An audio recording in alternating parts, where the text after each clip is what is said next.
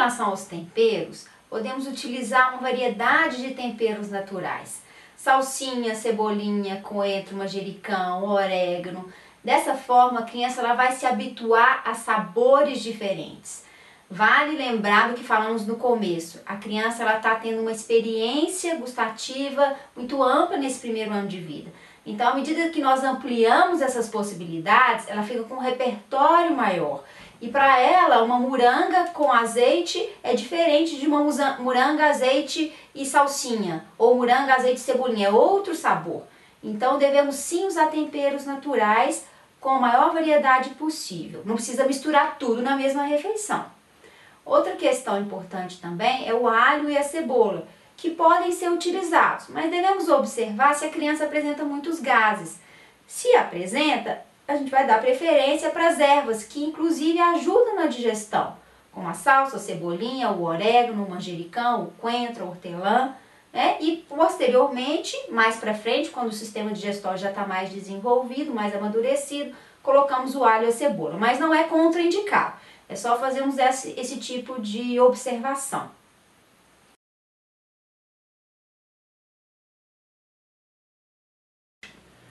Na realidade, não é necessário introduzir o sal, porque os alimentos eles já contêm o sódio natural.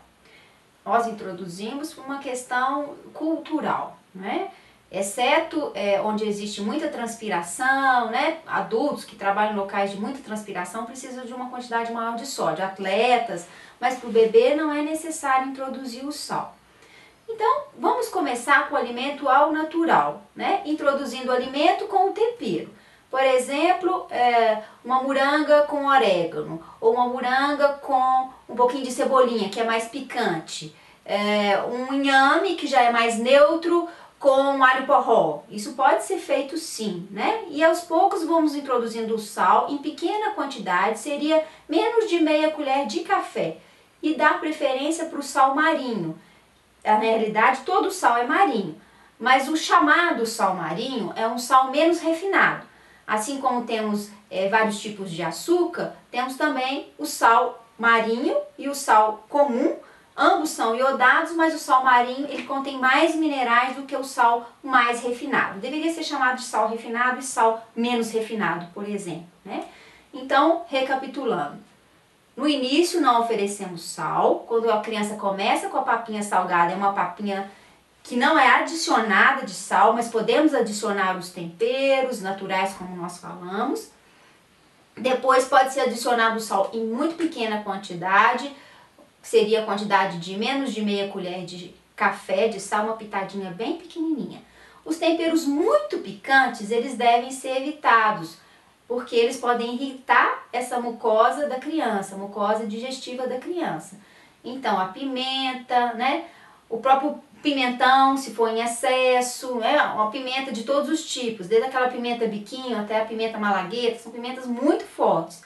Então, não devemos introduzir, né? Vamos com os temperos mais suaves, porque o leite materno ele tem um sabor mais adocicado.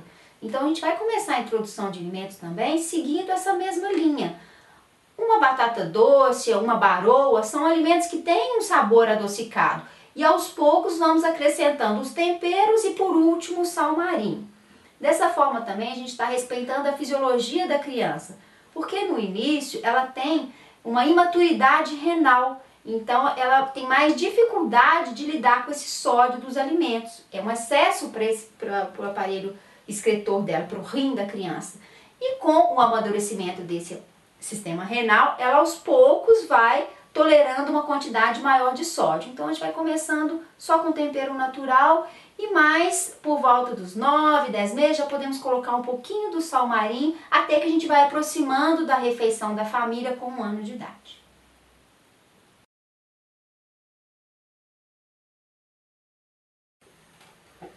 Podemos congelar sim as papinhas e com um prazo de 1 semana no congelador doméstico, de 7 dias. E vamos procurar não congelar toda a refeição, e sim misturar alimentos que são mais frescos com alimentos que foram congelados por no máximo 7 dias.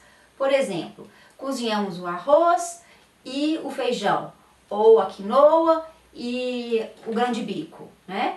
E aí esses alimentos foram congelados e acrescentamos com legumes que foram feitos na hora, com uma salsinha picadinha que está fresca, ou com uma couve que está mais fresca. Então, se for possível fazer essa mistura, né, dos alimentos que foram congelados, que são os que demandam mais tempo para cozinhar, com os alimentos que foram feitos na hora, é mais interessante. Agora, ocasionalmente, utilizar uma papinha que foi toda congelada, não há problema também. Se isso for feito diariamente, sim, vai causar uma perda nutricional mais significativa.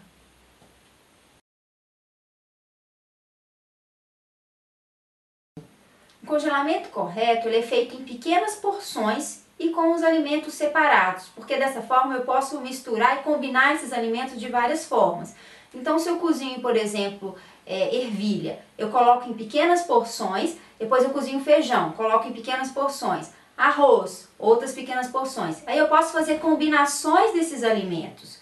Eu vou utilizar um dia o arroz e ervilha, outro dia a quinoa e o feijão, eu vou combinando isso. E eu vou sempre congelar uma quantidade que eu vou usar de uma vez só. O que não deve ser feito é congelar em porções maiores que vão ser congeladas e descongeladas, porque isso favorece a contaminação. Então, sempre em pequenas porções, colocar a data em que foi congelado, para que o prazo não passe de uma semana, e sempre fazendo essa variabilidade de alimentos. Se possível, congelar em vasilhas de vidro com tampa de plástico, para que o alimento não fique muito tempo em contato com o plástico, que podem algumas substâncias do plástico migrarem para o alimento e isso é prejudicial.